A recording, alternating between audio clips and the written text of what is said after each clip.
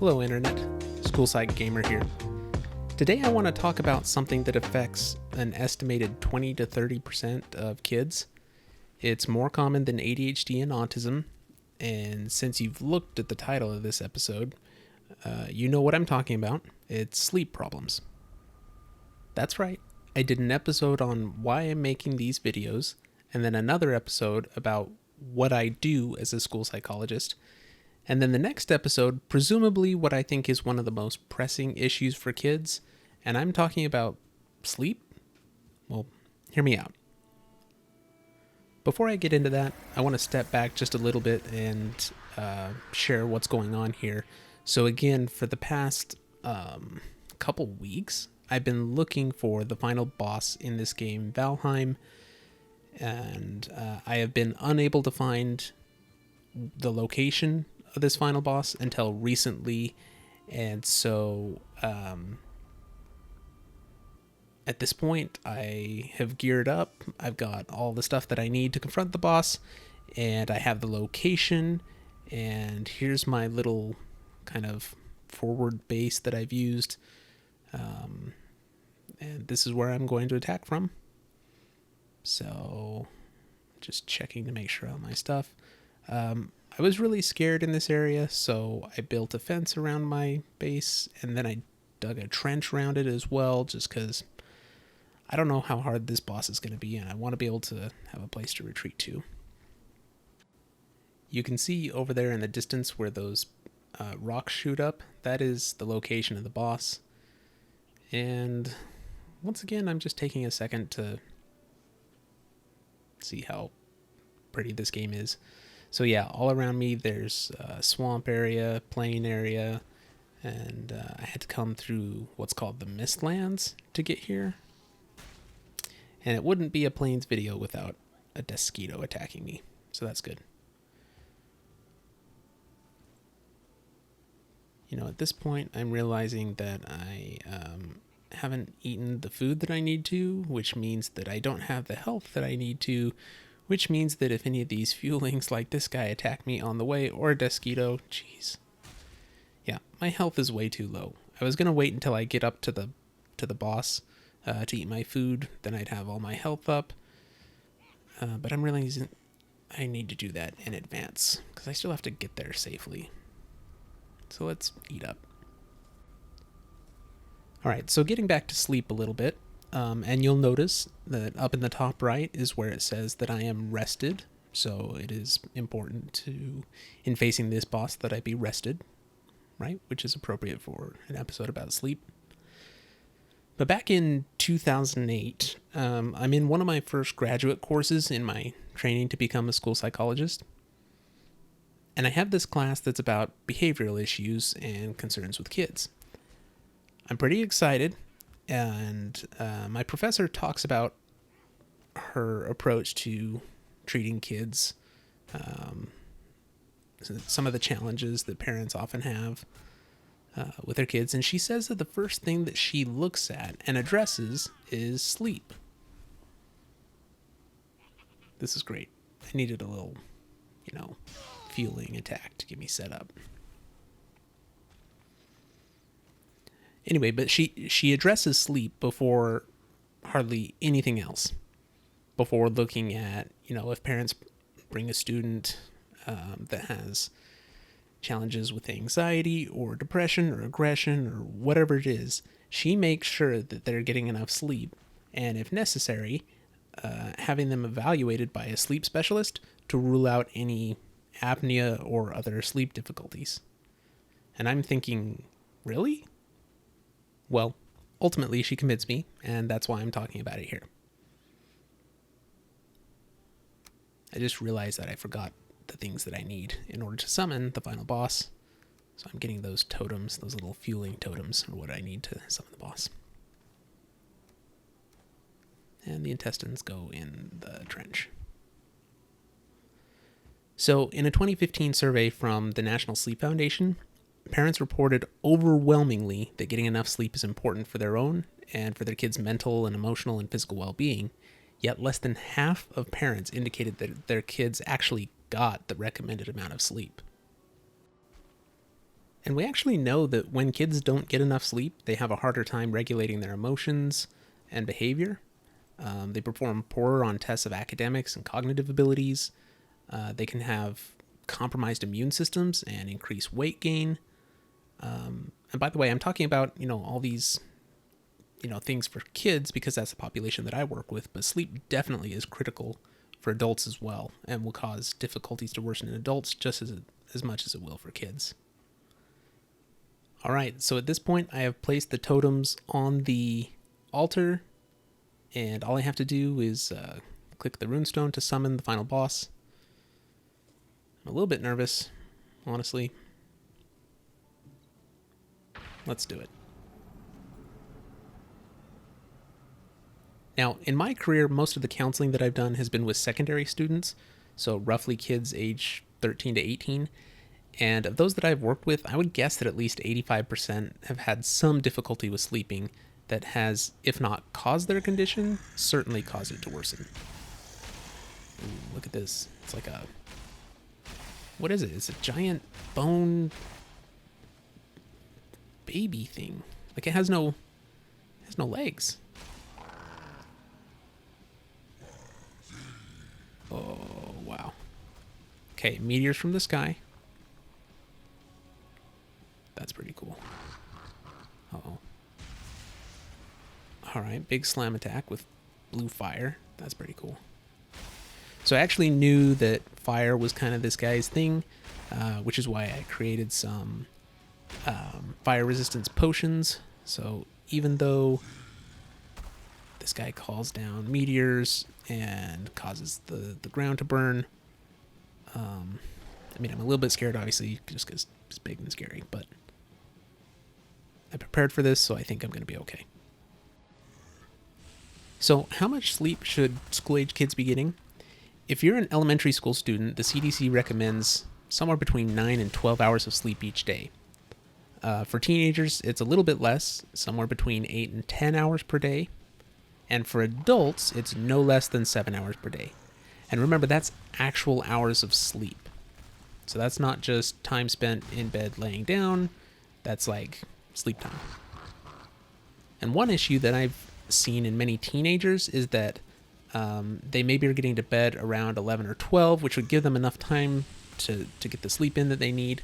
But then they are, in bed, they're on their laptop or tablet or phones more likely, and they're watching videos or texting or using Snapchat or whatever they're using to communicate with friends until maybe like 1 or 2 in the morning. And then they're getting up at 7 a.m. for school. And that is just not enough sleep.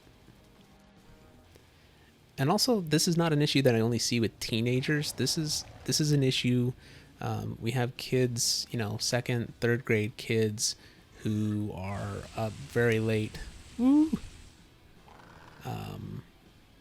On cell phones or tablets, and they're, again, playing games, watching videos, whatever. And I see this at younger and younger ages. It used to be that it was mostly like teenagers, high school students where this was an issue, but more frequently I'm hearing about this from parents of elementary school students as well. And to be clear, if you're doing this, 1 or 2 nights a week, you're getting fewer hours of sleep 1 or 2 days a week is probably not going to cause huge issues. But if you formed habits where you're routinely getting less than 8 hours of sleep as a teenager, that absolutely is going to lead to the kind of issues that I've already mentioned. And the problem for some kids is that there can be this compounding effect. So lack of sleep can cause issues with grades that leads to anxiety, which makes it harder to sleep because you're thinking about grades or how your parents are going to react when they find out that you failed a couple of classes. So then you start to feel depressed, which makes it harder to sleep, and your immune system isn't working as well. So maybe you miss some school because of sickness, which doesn't do wonders for your grades, and so on. You get the point. Honestly, I was a lot more nervous for this boss fight. Yeah, I was kind of scared for this, but this is much easier than I expected to be. And I don't know if this is boring to watch or not. I mean, basically, I've got a lot of health, and I've got my fire resistance potion, and I've got these pillars that I can run around and hide behind when he calls down meteors or whatever. Yeah, not too bad. Now, there are a lot of reasons why kids or adults may not be getting enough sleep, and some of which are completely out of people's control. So there may be family or environmental factors, such as younger kids not wanting to go to bed while older kids are still awake, or parents not being aware of the importance of sleep. I've worked with some kids that have to sleep on living room couches or in the same bed as their teenage siblings, and so they really can't fall asleep until others in the home or the bedroom go to sleep. There are also medical conditions that can impact sleep, like asthma, emphysema, bipolar disorder, anxiety, diabetes. Also, the very medications used to treat these and lots of other medical conditions can impact an individual's ability to sleep. So there are an awful lot of reasons this is not inclusive, and I understand that some of those things might just be completely outside of people's control.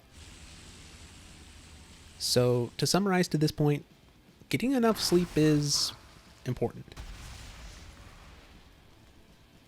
All right, let's take some time to talk about what to do if sleep is a concern. Well, first of all, don't be afraid to speak up. Talk with a trusted friend or adult. If you're a parent or a friend of someone who's struggling with sleep, consider that there may be medical reasons that requires professional evaluation or support.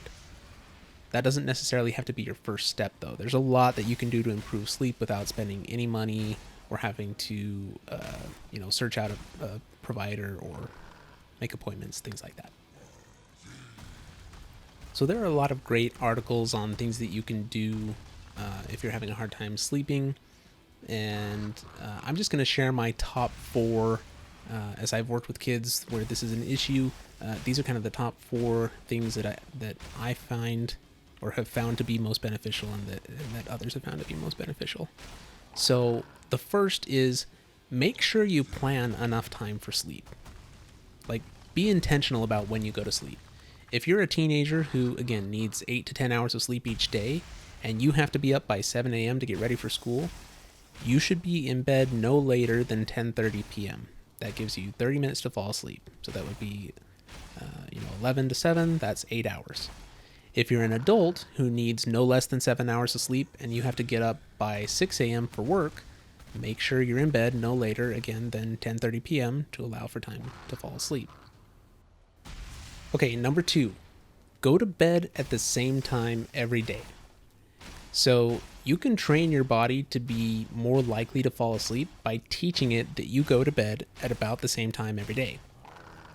With rare exceptions, you should go to bed within an hour at the same time, whether it's a weekday or a weekend. If you're having a hard time sleeping, don't stay up super late on the weekend. Again, staying up, an hour extra on a weekend is going to be okay, but don't do that regularly. You need to be going to bed at about the same time.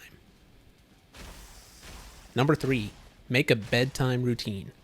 Do the same thing before bed every night. For kids, this might be something like take a shower, brush teeth, and get ready for bed, and then read for 15 minutes before going to bed. Electronics should not be part. Oh, he's been defeated. Oh, that's cool.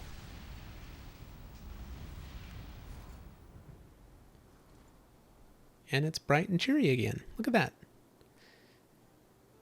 Again, electronics should not be part of the bedtime routine. In fact, research suggests that if you're struggling with sleep, don't use anything with a screen an hour before bed. Okay, yeah, I have to say, that boss fight was probably the easiest one since Eikthyr, the first boss. Honestly, I feel like Bone Mass really was the only one that was like really hard, and all the others are, as long as you have the right stuff, not too bad. But I finally beat the final boss, so that's nice. All right, number 4, only use your bed for sleep.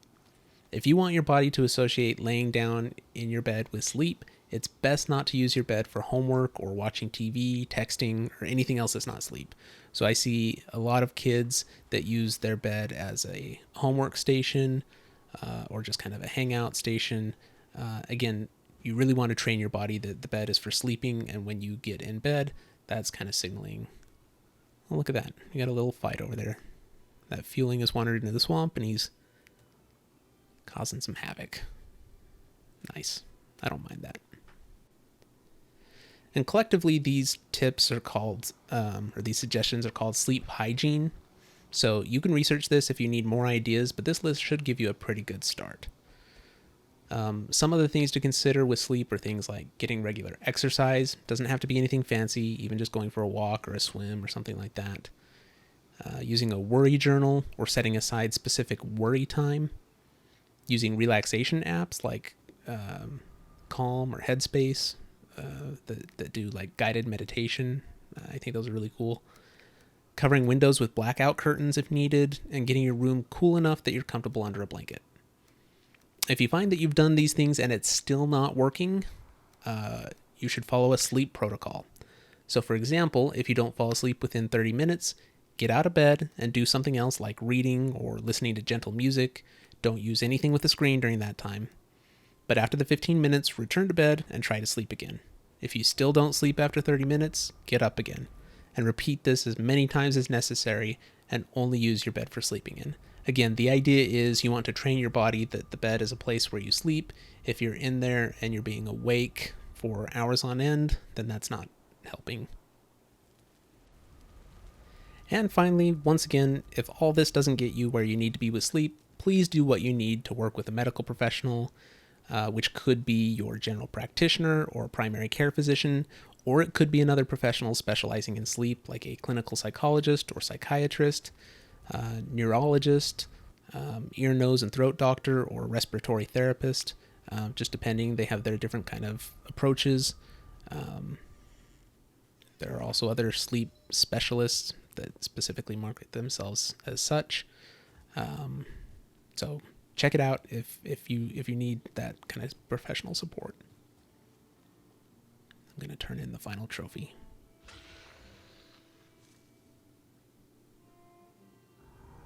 Bing. Nice. Well, I guess that's about all I have to say for now about sleep. I have finished all the bosses in Valheim. I kind of thought there'd be like a party or something, like fireworks maybe.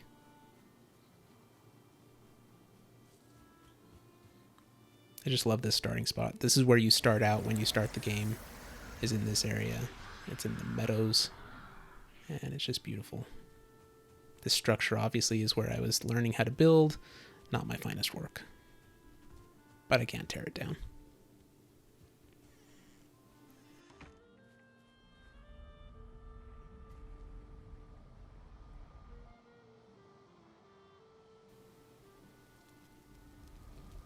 And I'm going to reorganize my stuff, put it back how it goes. I had changed everything up for this final boss because I wanted to, be at the top of my game, so I put my pickaxe and stuff like that here in this chest because I wasn't going to need it.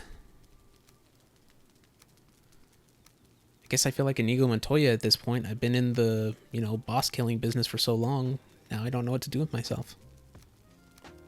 Maybe I'll consider piracy. So this is me, School Site Gamer, saying sleep is really important, you may not be getting enough of it, and if that's the case, fixing your sleep can often go a long way towards fixing other issues as well. See you next time.